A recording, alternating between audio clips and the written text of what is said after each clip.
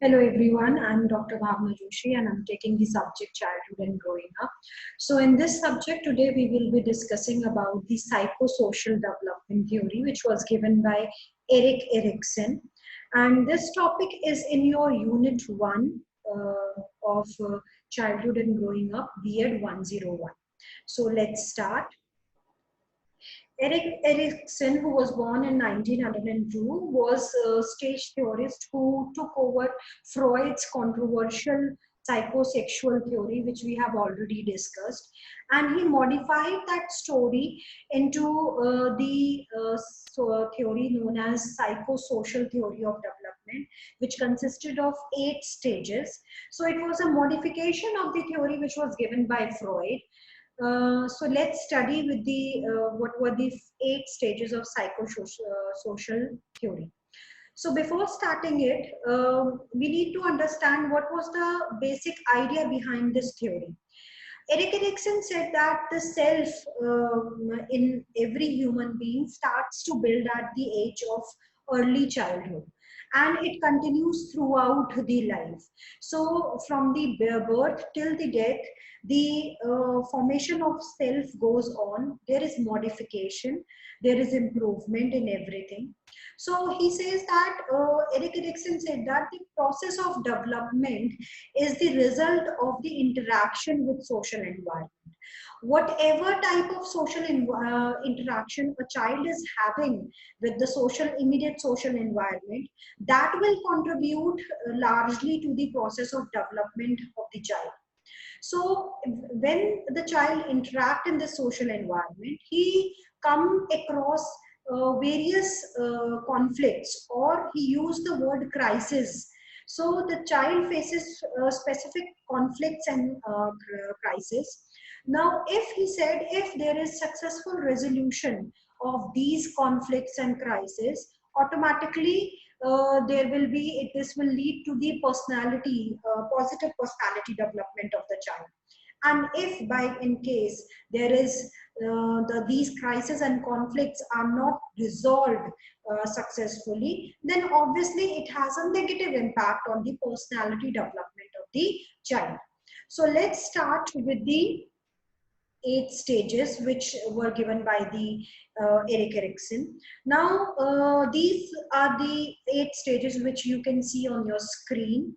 It started with the trust versus mistrust, which starts from birth to 1.5 year, then autonomy versus shame and doubt from 1.5 year to 3 years, then initiative versus guilt from 3 to 6 years, industry versus inferiority, which starts from 6 to 11 years, then identity versus role confusion, which is the stage of adolescence, then intimacy versus isolation, that is in the adult childhood, adult early adulthood, then generativity versus stagnation, which is in the middle adulthood, and then lastly it is integrity versus despair, which is in the later adulthood.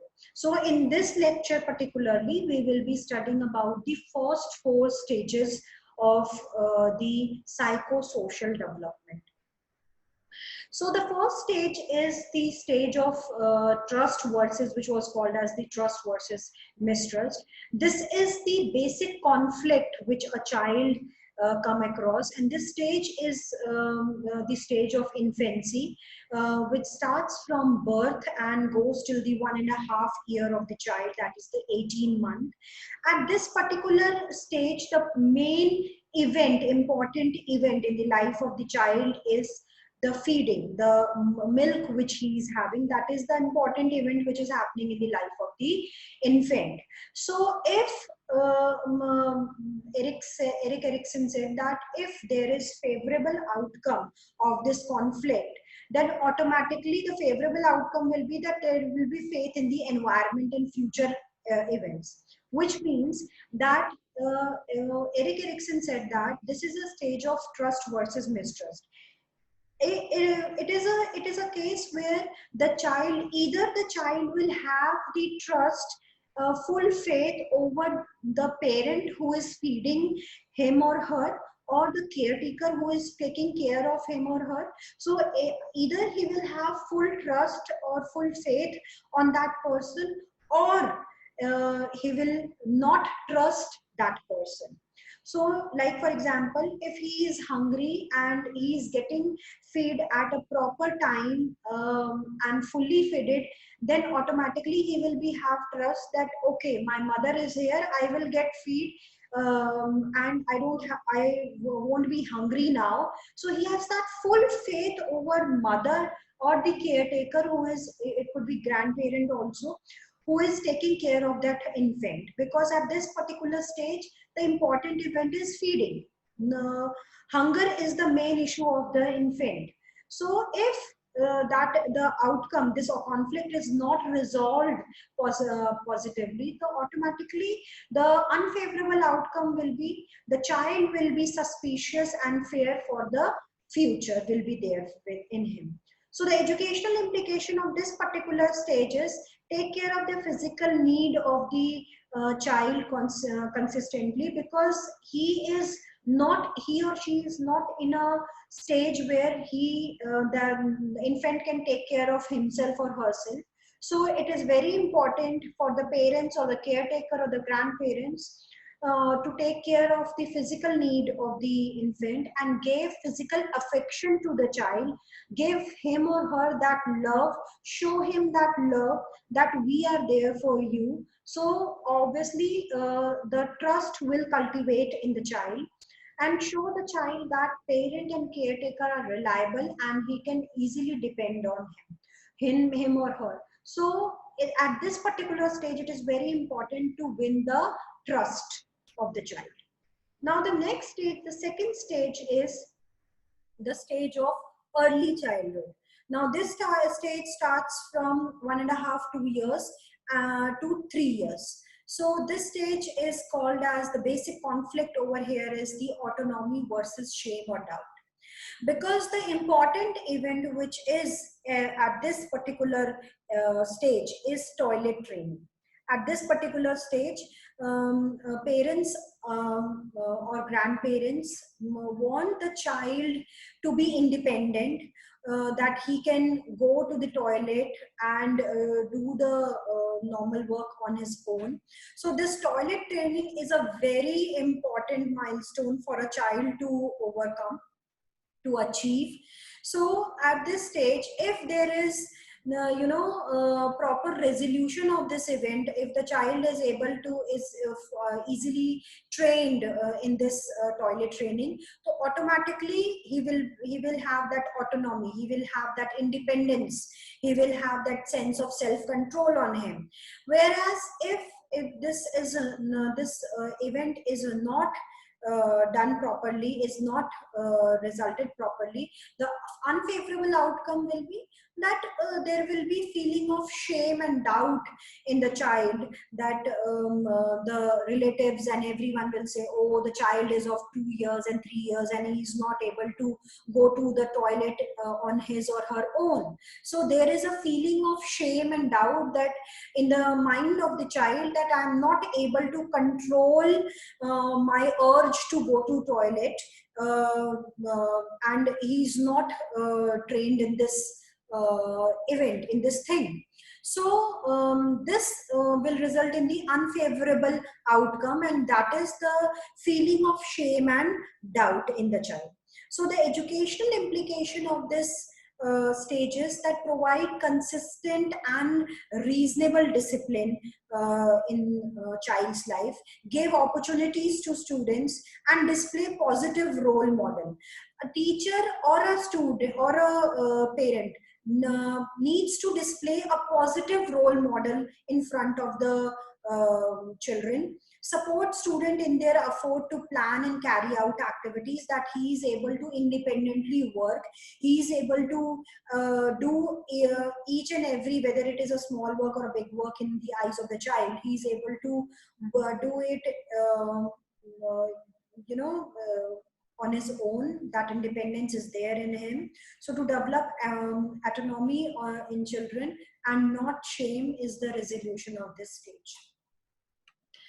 So The next stage, the third stage, is the stage of preschool, which is 3 years to 5 years. The basic conflict at this stage is the initiative versus guilt.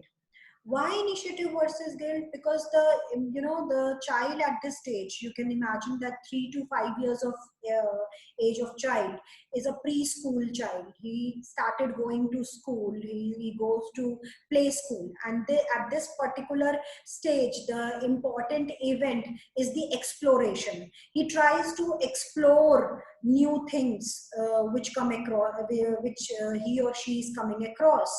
So if this event is favorably resolved, this exploration, so there will be ability, he will be independent, he or she will be independent, the child will be independent.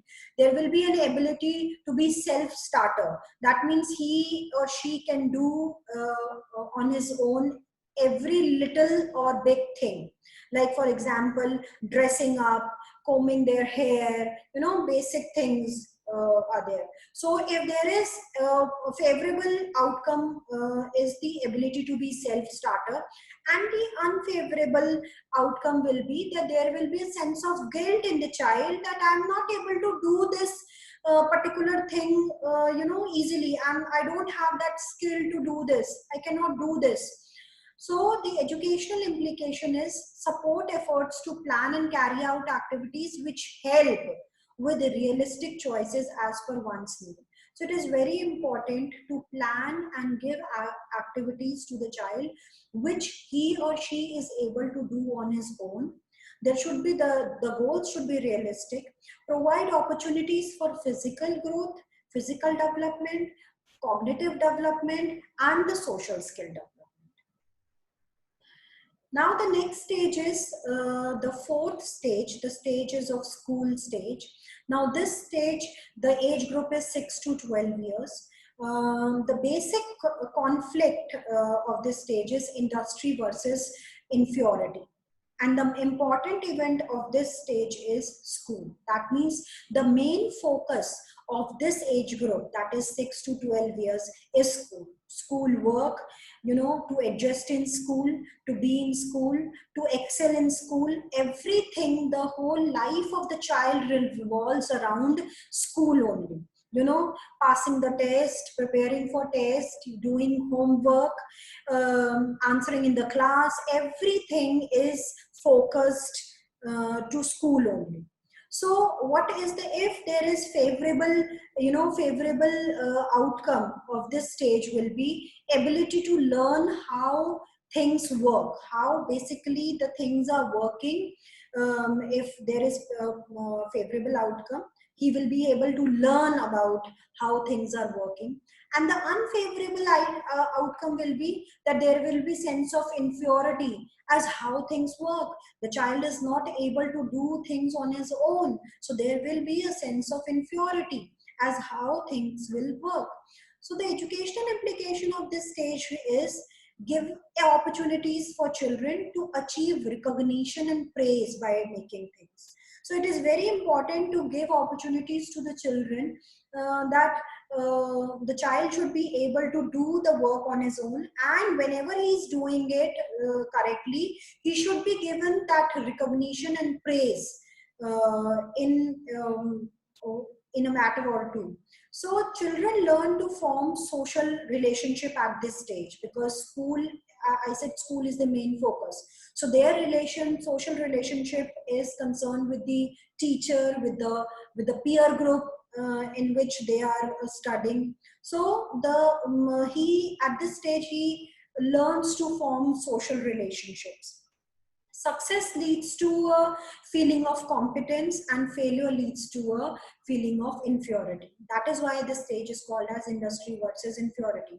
So either at this stage, the student, the child will be competent enough to excel in things, or He will have that inferiority complex that I cannot do this. I am not able to do this. I cannot handle this situation. So that inferiority complex will be there in the child. So these were the four stages, first four stages, which were given by Erik Erikson psychosocial development theory. So we will be studying the rest four stages in the next lecture. I hope you all understood the four stages. Thank you very much.